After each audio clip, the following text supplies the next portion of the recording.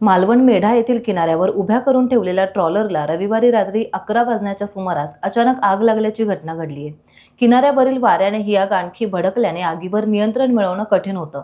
यामुळे स्थानिक नागरिक, मच्छीमार आणि पर्यटन व्यावसायिकांनी धाव घेत आग विझवण्याचा प्रयत्न केला। तसेच या ट्रॉलरच्या बाजूला उभ्या असलेल्या इतर नौका तातडीने बाजूला करत त्यांना सुरक्षित ठिकाणी हलवण्यात आले।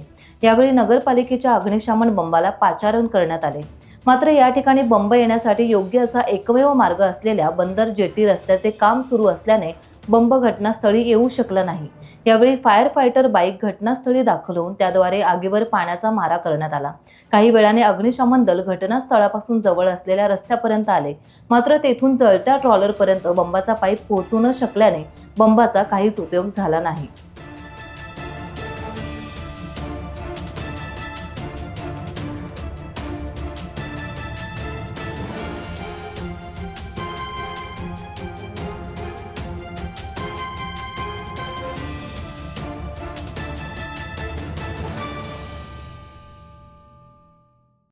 टाइम्स डिजिटलला लाईक करा, सबस्क्राईब करा, शेअर करा आणि बेल आयकॉन दाबायला विसरू नका।